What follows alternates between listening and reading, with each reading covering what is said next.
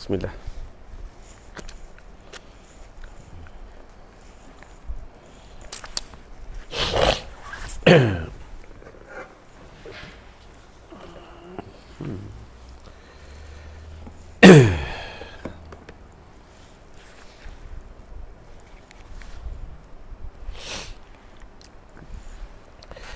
Allahumma salli ala sayyidina Muhammadin abdika wa rasulika nabiyil ummiyi wa ala alihi wa sahbihi wa barik wa sallim.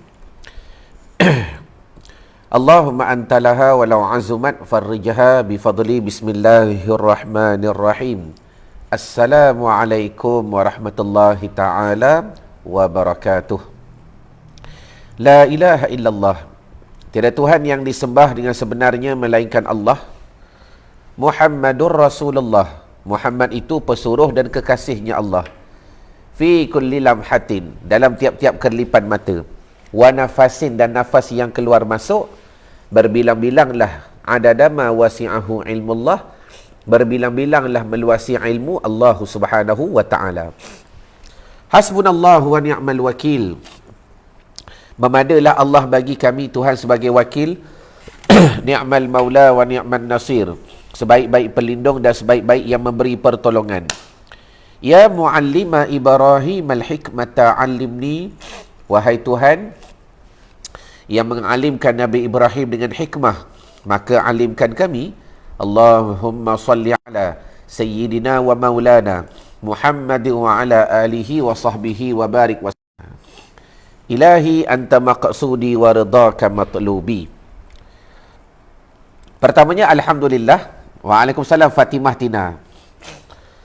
Segala puji dan syukur, ayuh bersama-sama kita rafak dan kita panjatkan kepada Allah Subhanahu wa taala di atas nikmat kesihatan, nikmat kita boleh memandang, nikmat kita boleh mendengar, nikmat kita boleh bersama pada pagi ini tuan-tuan. Ya, mudah-mudahan dengan kesyukuran itu Allah Taala tambahi lagi nikmat supaya penglihatan kita menjadi lebih baik, pendengaran kita menjadi lebih baik, liqa kita, pertemuan kita menjadi lebih baik. Yang tak dapat tidak, mudah-mudahan setiap pagi dalam hashtag santapan rohani ini tuan-tuan, ada sahaja ilmu-ilmu baharu yang bakal kita belajar, ataupun ilmu yang lama, waalaikumsalam Nur Hashimah, yang mentahqiqkan lagi diri kita, ataupun ilmu tu kita dah biasa dengar tapi kita tak pernah amal, tapi kita tak pernah buat. Jadi mudah-mudahan juga menjadi suatu ingatan untuk kita perbaiki diri kita balik. Jadi bagi tonton yang baru masuk live, ahlan wa sahlan wa marhaban bikum. Selamat datang saya ucapkan dalam page Irwan Zahuri, yang kepakaran saya membantu anda yang sedang solat atau yang dah lama solat untuk mencapai kualiti solat yang lebih hebat, khusyuk yang diidam-idamkan, seolah-olah anda sedang solat di hadapan Ar-Rahman.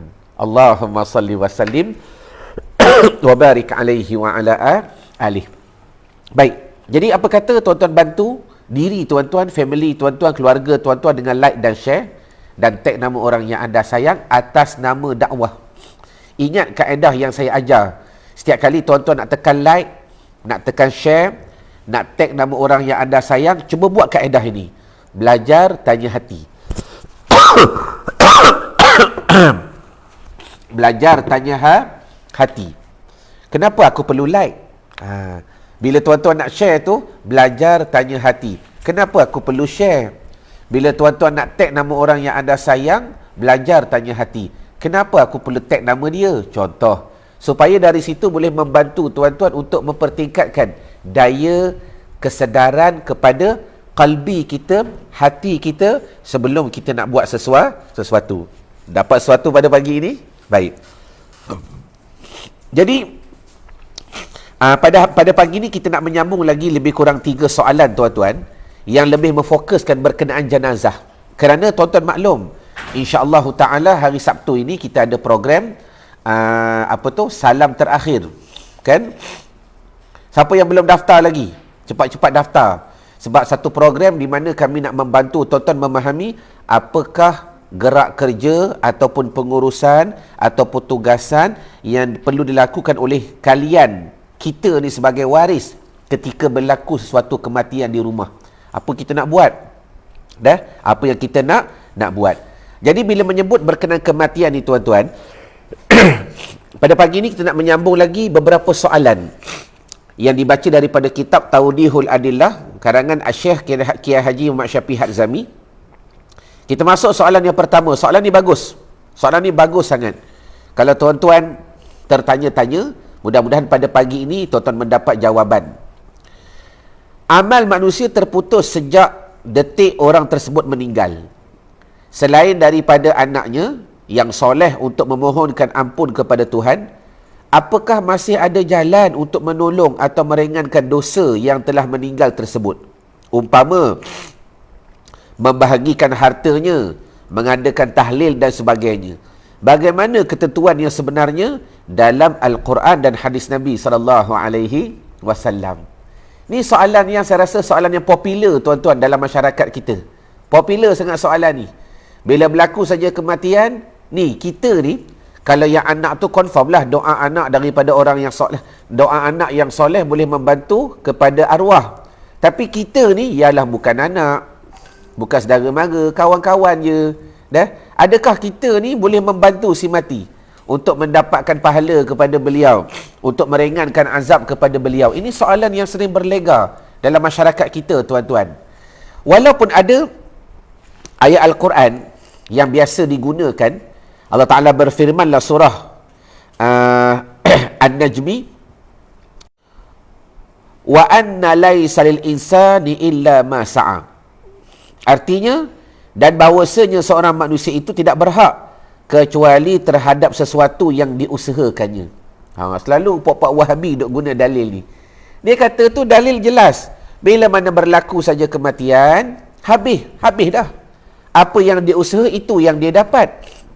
Kalau orang lain usaha, maka dia tak dapat apa-apa. Baik, ini satu poin yang bagus yang saya nak tuan-tuan tulis di ruangan komen. Kata ulama, daripada ayat lam daripada lil insan di situ dipanggil lil istisqa. Wa anna wa allaysa lil insani illa ma sa'a. Lam tu pada al insan tu, kalau kita belajar bahasa Arab, dipanggil lam istisqa. Istihqa ni apa dia? Artinya menyatakan hak. Hak artinya sesuatu yang boleh dituntut kalau diabaikan. Jadi artinya, jika manusia tidak beramal soleh, dia tidak berhak mendapat pahala. Itu poin yang pertama. Waalaikumsalam Ramlah Ngah. Baik. Yang pertama betul. Seseorang itu bila dia buat suatu ketaatan dan kebaikan, maka dia berhak dapat pahala, anugerah daripada Allah Subhanahu wa Ta'ala. Kalau dia tak buat apa-apa, maka tak dapat. Itu cerita hak bagi seorang manusia. Baik, tapi dengar dulu. Berkata para ulama, jadi yang dinafikan dalam ayat tersebut adalah hak manusia dan bukan sesekali menafikan karunia, rahmat dan hak daripada Allah Subhanahu wa Ta'ala. Cuba tulis ayat ni. Ayat itu menafikan hak manusia dan bukan menafikan hak Allah. Saya ulang kali ketiga supaya tuan-tuan masuk dalam kepala tu. Ayat yang kita biasa dengar, apa yang kau usaha itu yang kau dapat. Kalau orang lain usaha, bukan kau dapat apa-apa. Ayat itu, wa allaysa lil insani illa ma sa'a, kata ulama lam tu dipanggil lam lil istisqa, istihqa hak, iaitu betul apa yang dia buat dia dapat, tetapi ayat itu dia bukan menafikan rahmat daripada Allah, karunia daripada Allah. Maka saya nak tanya tuan-tuan yang dah mengaji tauhid, yang dah mengaji tasawuf, yang dah ada asas kesedaran akidah yang sebenar. Kalau seorang tu mati, dan seorang tu mati memang terputus amalnya. Iza mata banu adama in qata'a amaluhu. Apabila matilah anak Adam, maka terputus segala amalnya. Terputus. Itu hak antara dia dengan makhluk. Tetapi nak tanya, rahmat Allah Ta'ala dengan si mati terputus ke tidak? Karunia Allah Ta'ala dengan si mati terputus ke tidak? Ini persoalan yang perlu kita jawab dan perlu kita jelaskan dalam keimanan kita kepada bab agama. Jadi walaupun manusia itu kerana tidak berusaha kebaikan, tidak mempunyai hak, walaupun dia dah mati, dia tak boleh buat apa-apa dah. Dia dah mati, memang dia tak boleh buat apa-apa. Tetapi tidak mempunyai hak menerima pahala amalnya, tetapi Allah masih dapat mengampuninya dengan karunia-Nya dan melimpahkan rahmat-Nya kepada siapa sahaja yang dikehendakinya. Mana dalil? Yang ni pun ada dalil. Terima kasih Nur Hashimah Syauqina. Sebagaimana firman Allah Subhanahu wa taala dalam surah Ali Imran ayat yang ke-74, yakhtassu bi rahmatihi man yasha wallahu dzul fadlil azim. Allah Taala dapat menentukan rahmatnya kepada sesiapa sahaja. Hajar Mahdi tak kira hidup ke mati ke, Allah Taala boleh beri belaka. Dan yakhtassu bi rahmatihi, mengkhususkan Allah Taala akan rahmatnya kepada siapa yang dia kehendaki, tak kira hidup ke mati ke. Man tu umum, may yasha, man tu umum. Makna, saya ulang balik, orang mati memang hak dia, amal dia terputus, tetapi rahmat Allah Taala kepada dia tak terputus. Jadi macam mana benda ni berlaku? Contoh, saya ni bukan waris, kan? Ayalah, okey, jika pasangan yang tak punya zuriat tersendiri, ini contohlah, macam contoh satu pasangan meninggal, kan? Siapa yang bertanya tu? Cik Farah. Contoh, satu pasangan meninggal, tak ada anak. Tak ada anak yang soleh nak mendoakan dia. Kita sebagai sahabat boleh, ya Allah ya Tuhanku, dengan rahmat-Mu ya Allah, dengan keberkatan-Mu ya Allah, dengan kemuliaan-Mu ya Allah, keampunkan dosa dia. Baik, dengar. Memanglah dia dengan kita dah terputus. Dia idza mata badu adama, apabila matilah anak Adam, in qata'a amaluhu, terputus amal dia, dengan kita dah terputus. Tetapi rahmat Allah Taala dengan dia tak terputus. Jadi macam mana kita nak connectkan benda ni? Ya Allah ya Tuhanku, dengan rahmat-Mu, dengan kemuliaan-Mu, dengan maghfirah-Mu, dengan kebesaran-Mu, Kau ampunkan sahabat aku ni ya Allah, aksiden mati, baru je kahwin, anak-anak tak ada, anak yang soleh tak ada, masalan. Boleh, harus. Sebab apa? Kenapa kita kata harus? Sebab dalilnya yakhtassu bi rahmatihi man yasha wallahu dzul fadlil azim. Allah Taala boleh beri rahmat dia kepada siapa yang dia kehendaki. Jelas ke jelas ni? Jelas dah? Dapat sesuatu? Baik. Sebagai perbandingan, dapatlah kami kemukakan di sini seorang buruh yang bekerja kepada majikannya.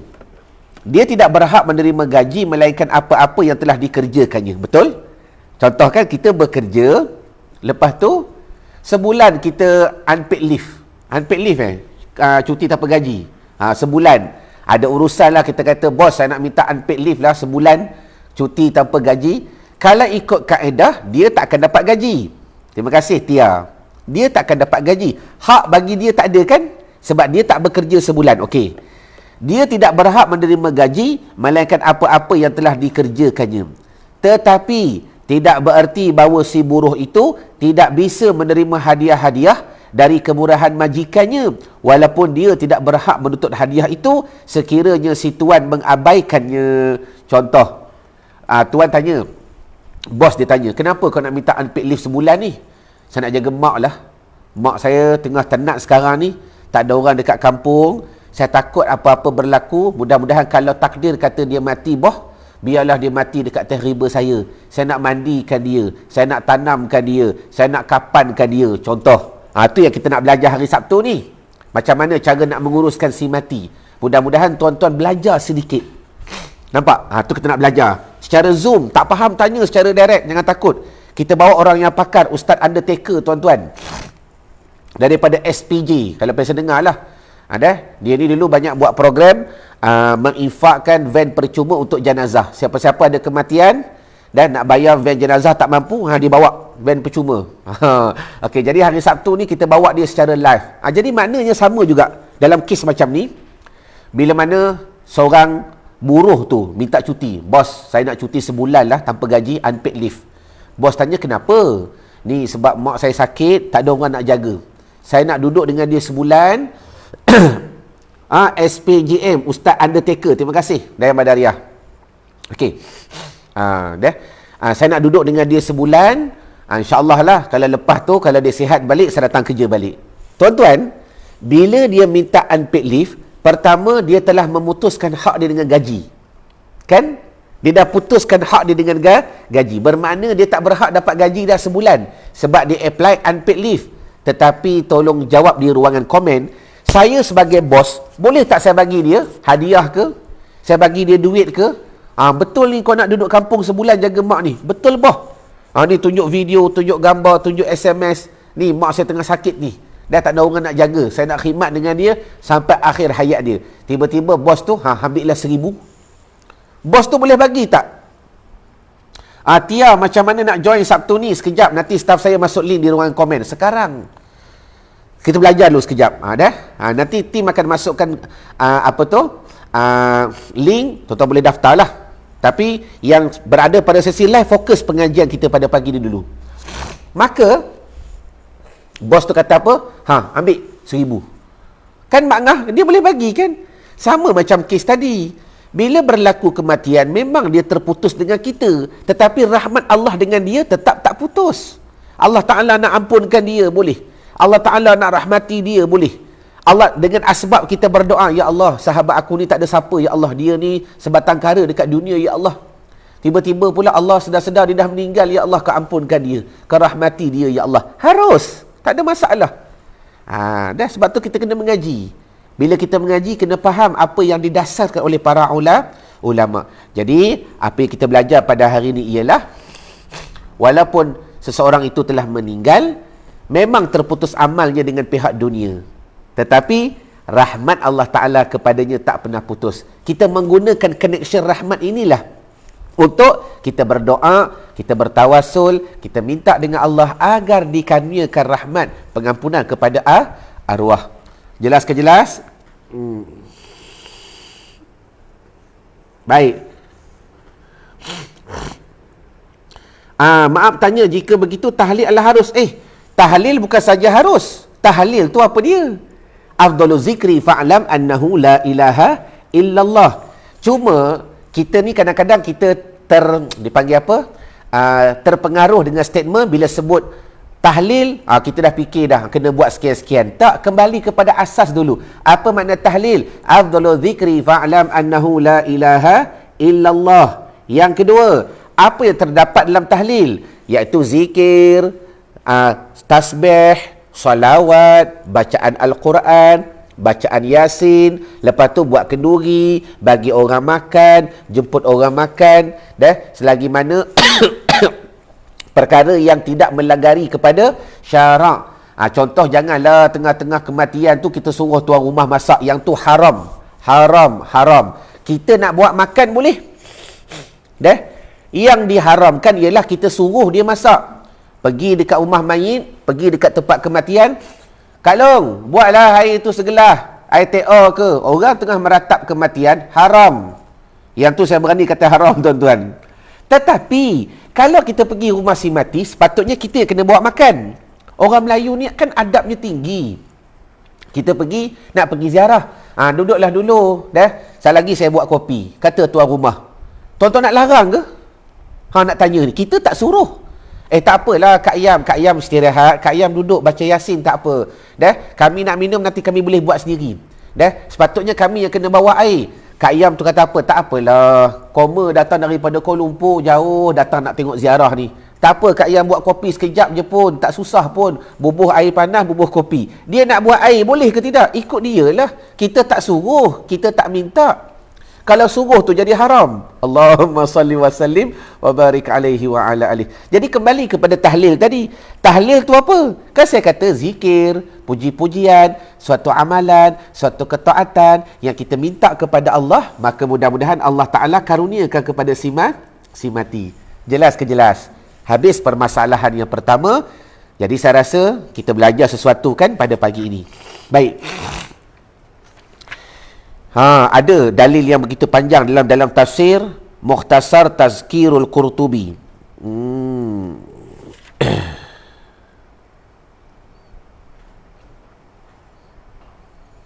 Okey, kita baca sikit dalam Mukhtasar Tazkiratul Qurtubi,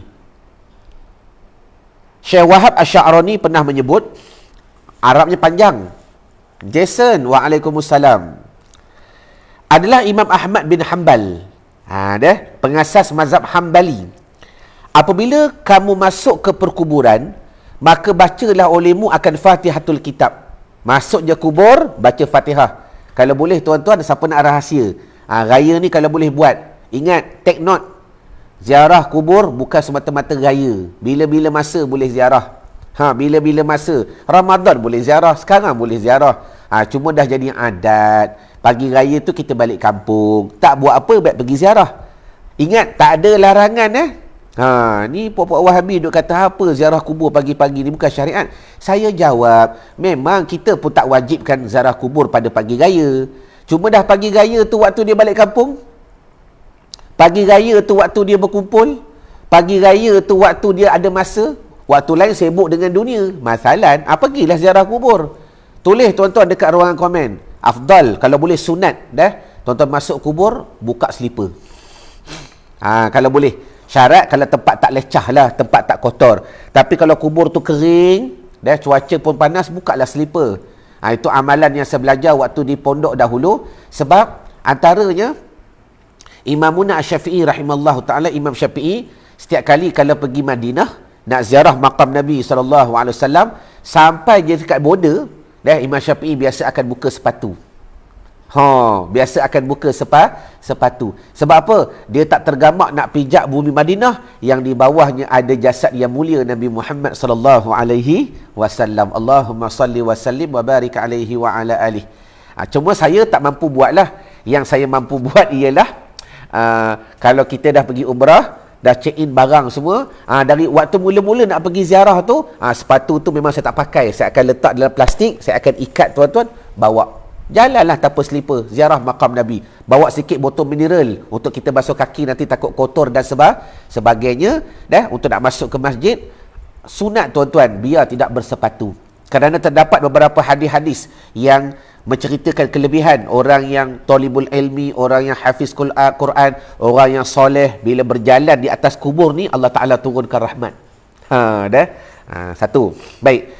Kemudian baca Fatihah. Kemudian baca A'udzubillah. Kemudian baca Qul huwallahu ahad. Dan jadikan pahala yang demikian itu bagi ahli kubur. Walaupun kita bukan waris bagi si mati, tapi bila kita berdoa kepada Allah, maka rahmat Allah Ta'ala bagi si arwah, bagi si mati itu ada. Maka sesungguhnya itu sampai kepada mereka. Ni kata Imam Ahmad bin Hanbal, sampai kepada mereka. Dan adalah beliau radhiyallahu anhu pernah mengingkari sebelumnya akan sampainya pahala daripada orang yang hidup kepada orang-orang yang mati. Sebelum tu, Imam Ahmad bin Hanbal pernah keluarkan statement, dia kata tak sampai, melainkan doa anak yang soleh sahaja. Tu Imam Ahmad bin Hanbal dulu pernah keluarkan statement. Sebab tu kalau kita belajar sirah para ulama ni tuan-tuan, mereka ni ada beberapa kaul. Macam Imam Syafi'i sendiri ada kaul qadim, ada kaul jadid. Waktu di Iraq ada pendapat-pendapat yang lama. Waktu dia berhijrah ke Mesir ada pendapat-pendapat yang baharu. Situasi, keadaan, environment, banyak membantu mengubah kepada keadaan hukum hakam yang selagi mana tak melanggari kepada Quran dan sunnah Nabi sallallahu alaihi wasallam. Sama juga Imam Ahmad bin Hanbal. Dulu dia kata tak sampai bacaan orang hidup kepada si mati ni, tak sampai selagi mana doa anak orang soleh. Lepas tu Allah Ta'ala buka hati dia. Dia terus belajar lagi. Last sekali Imam Hanbal yang sendiri tulis. Imam Ahmad bin Hanbal tulis, dia kata sampai bacaan kita kepada si mati. Maka tatkala telah menceritakan kepada beliau beberapa orang yang kepercayaan bahawa Sayyidina Umar Ibn Khattab radhiyallahu anhu pernah berwasiat apabila beliau dikebumikan bahawa dibacakan dekat kepala beliau akan Fatihatul Kitab. Ni Sayyidina Umar pernah buat satu wasiat, kalau aku mati besok, dekat kepala aku baca Fatihah. Dan penghabisan suratul Baqarah, penutup suratul Baqarah tu, rojoklah beliau dari pendapatnya itu. Dan demikian pula telah sampai berita kepada kami bahawa Syekh Izzuddin bin Abdul Salam radhiyallahu anhu, bahawa beliau ada orang yang mengingkari sampainya pahala bacaan bagi orang yang mati. Dan dikatakannya telah berfirman Allah Subhanahu wa taala, wa allaisa lil insani illa ma sa'a. Maka tatkala beliau meninggal dunia, bermimpikan dia oleh para sahabatnya, maka ditanyalah dia tentang hal tersebut. Maka dijawabnya, sesungguhnya aku dah rojok daripada apa yang pernah aku mengatakan, daripada ketiadaan sampai kepada pahala kepada si mati yang datang daripada pembacanya. Seketika itu aku ada melihat sampainya setelah aku berada dalam kubur. Tuan-tuan ni cerita orang soleh. Dengar, cerita ni tak boleh jadikan hujah. Tuan-tuan nak tolak silakan, nak percaya jadikan ia sebagai kekuatan. Ni orang soleh ketika berlaku, dikisahkan oleh Syekh Izzuddin bin Abdul Salam. Dia kata, dicerita balik ni, dulu ada satu orang ni, dia engkar. Dia kata, bacaan kita yang ni, kita baca doa untuk si mati, zikir untuk si mati, buat tahlil untuk si mati, tak sampai. Adakah sama bacaan di perkuburan? Sama je. Cuma bila kita baca dekat kubur tu adab kan lebih dekat. Macam kita singgah, kita hantar duit lah, mak, ni ada dah masuk transfer duit. Ataupun kita pergi balik kampung, mak ni duit. Tak sama kan, walaupun bagi jumlah yang sama. Baik, kembali. Syekh Izzuddin Abdul Salam pernah bercerita. Dia kata dulu ada satu orang ni diengkar berkenaan bacaan pahala kepada si mati ni sampai ke tidak. Okey. Bila mana orang tu engkar, sampailah tiba-tiba orang tu mati. Bila orang tu mati, tak lamanya masa Syekh Izzuddin Abdul Salam ni bermimpi kepada laki-laki yang engkar tadi. Maka Izzuddin Abdul Salam bertanya, dia mimpilah, Waalaikumsalam, pada yang beri salam. Zawiyah. Lagu mana? Hari tu macam mana kepahaman kau berkenaan wa allaisa lil insani illa ma sa'a? Maka tiba-tiba berkata laki-laki yang dah mati itu, dia kata, betul lah, dulu aku mengingkarinya, tetapi bila mana aku dah mati, aku dah masuk kubur, aku nampak dengan jelas macam mana rahmat Allah Ta'ala, pahala Allah Ta'ala daripada Allah sampai kepada mereka asbab daripada bacaan orang yang hidup. Allahumma salli wa sallim wa barik alaih. Jangan jadikan dalil, jangan jadikan rojokan. Cuma cerita orang soleh, para ulama ni kita boleh jadikan sebagai renungan. Kerana apa? Ittaqu firasatal mu'min fa innahu yanzuru binurillah. Takutlah kamu akan firasat pendapat orang yang beriman, kerana berkata mereka itu dengan nur, cahaya daripada Allah Subhanahu wa Ta'ala. Jelas ke jelas? Habis soalan yang pertama. Itu pun setengah jam dah, tuan-tuan. Macam mana nak baca soalan yang lain ni? Okey. Baik. Kita masuk soalan yang kedua pada pagi ini. Terima kasih bagi tuan-tuan yang dah join daurah salam terakhir pada hari Sabtu ni. Yang belum daftar, daftarlah. Tak rugi pun. Berapa ringgit? RM30 Ada orang tanya kenapa tak buat percuma. Dia kata, minta maaf tuan-tuan, kami biasa buat program percuma. Kerana program percuma ni tak ada nilai, orang tak bersungguh pun. Saya banyak kali buat program. Banyak kali saya buat program. Yang percuma banyak kali saya buat, tuan-tuan. Allahumma salli ala sayyidina Muhammad. Tapi benda tak ada nilai, ala benda free. Yang ni kita kenakan yuran, walaupun sedikit, tetapi kita akan banyak belajar ilmu nanti. Baik, kita masuk kepada soalan yang terakhir pada pagi ini. Bolehkah kaum wanita menghantar jenazah ke kubur? Boleh ke kita ni isteri, seorang perempuan menghantar jenazah ke kubur? Tulis di ruangan komen. Buat tak buat tu cerita lain. Yang penting ada ilmu dulu. Ingat, yang penting ada ilmu, tahu. Mampu tak mampu buat itu cerita lain. Jelas? Sebab mengetahui, buat tindakan, dua benda yang berbeza. Ada orang tahu tapi tak buat tindakan pun. Yang penting dia tahu daripada tak tahu. Ada orang tahu dan cuba buat tindakan. Jadi tulis di ruangan komen, pendapat jumhur ulama fikih, makruh bagi wanita berziarah ke kubur dan menghantar jenazah ke kubur. Kecuali, hukum asal makruh. Nak hantar ramai-ramai itu makruh. Nak tengok dari jauh, yang tu ada setengah ulama mengharuskan. Kalau nak hantar sampai ke liang lahat ni, pendapat jumhur ulama makruh. Kecuali menziarahi kubur-kubur Nabi, kubur-kubur ulama dan kubur-kubur wali. Dah asalnya makruh. Melainkan Kalau kubur-kubur Nabi, tuan-tuan nak pergi ziarah, boleh. Kubur-kubur ulama, kubur-kubur para awliya, maka diharuskan, lelaki ke perempuan ke boleh. Itu hukum yang pertama. Maka disunatkan bagi lelaki dan wanita-wanita. Dan bagi lelaki dan perempuan sunat. Kalau ziarah kubur-kubur wali, ziarah kubur orang soleh, ziarah kubur para ulama, ziarah kubur para nabi, maka sunat. Macam baru ni, saya hantar pelajar ke Yaman. Waktu yang sama ada rombongan ikut, lebih kurang 20 orang. 20 orang rombongan ikut. Hantar pelajar 9 orang, rombongan mengantar lebih ramai daripada pelajar. Pergi ziarah. Ziarah makam Nabi Hud, ziarah Nabi Haudan. Masa waktu tu, yang waktu trip kali ni kami tak sempat ziarah. Trip yang dulu, sempat kami ziarah makam Nabi Haudan, anak Nabi Hud alaihi salam. Ziarah makam orang-orang soleh di Zambal, tuan-tuan. Semua ni sunat bagi lelaki, sunat bagi perempuan. Tempat makruh bagi wanita menziarahi dan menghantar jenazah ke kubur sekiranya ada syarat. Makruh tu ada syarat bagi perempuan. Tidak terjadi pada jalannya itu suatu fitnah atau pelanggaran hukum, seperti membuka aurat, bercampur gaul dengan kaum laki-laki yang helat. Maka jika begitu keadaannya, hukumnya bukan makruh lagi, tetapi tidak syak kepada haram. Tetapi kalau boleh membawaki kepada fitnah sehingga terbukanya aurat, pergaulan tidak terbatas, maka boleh jatuh kepada haram. Boleh jatuh kepada haram.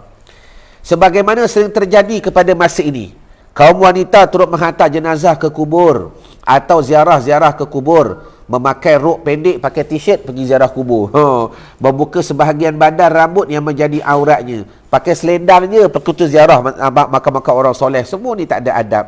Tapi kita doakan dia lah. Mungkin maksud dilihat menunjukkan belasungkawa, simpati terhadap mayit yang menjadi kawannya. Tetapi apakah caranya? Berdosa dan azablah yang mengancamnya.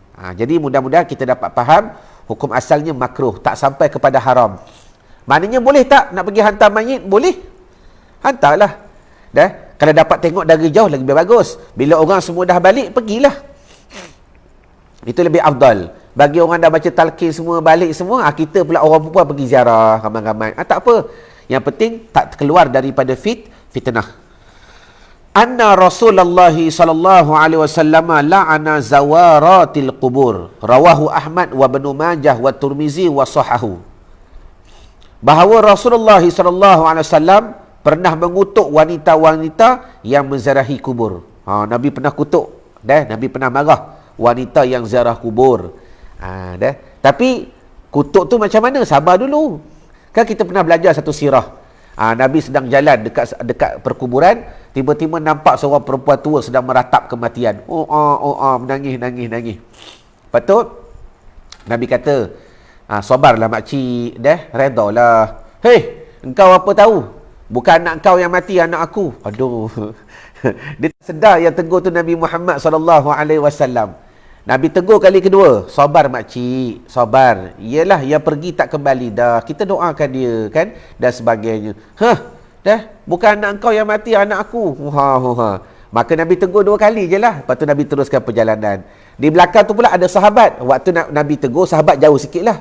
Lepas tu bila Nabi dah berjalan ke depan, sahabat dia pergi tegur makcik tu. Makcik, ni makcik tahu tak siapa yang tegur tadi tu? Itulah Rasulullah sallallahu alaihi wasallam. Allahumma salli wa sallim wa barik alaih. La ilaha illallah, kata makcik tu. Ni dengar ada moral of story yang tuan boleh ambil nanti. Kemudian makcik tu kejar. Dia kejar. Dia kata, ya Muhammad bin Abdullah, ya Rasulullah. Makcik tak tahu tadi Rasul yang tegur makcik tadi. Jadi makcik minta ampun, makcik minta maaf, makcik akan bersabar. Tulis di ruangan komen. Saya rasa ilmu ni bagus kalau dapat amalkan. Maka bersabda oleh Nabi SAW, dia kata, wahai makcik, sabar yang diterima ialah sabar yang mula-mula sekali. Allahumma salli ala Muhammad. Sabar yang diterima Allah, yang paling hebat, yang mula-mula sekali. Tulis. Supaya kita dapat suatu ilmu pada pagi ini. Bukan kita dah meraung, dah meratap, orang tegur tak peduli dah. Lepas tu, nantilah dah tenang sikit. Okey, aku boleh sabar. Sabar tu bagus juga, tapi bukan sabar yang qabul. Sabar yang diterima, kata Nabi, yang mula-mula sekali. Bila berlaku je apa-apa, sabar, tenang, relax, tenang. Ya Allah, aku sabar, ya Allah, tak nak marah. Tu yang mula-mula sekali. Yang tu hebat, powerful. Tapi kalau kita dah meratap, melalak, menangis, menyumpah, sumpah randah dan sebagainya, dah habis semua keluar dah. Segala binatang semua keluar. Dah segala binatang keluar. Kemudian, tak apalah, macam sabar. Tak ada dah, tuan-tuan, tak ada dah. Allahumma salli wa sallim wa barik alaihi wa ala alihi. Cik Gan Zaman, saya dieddah, boleh ke keluar ziarah pusara almarhum suami?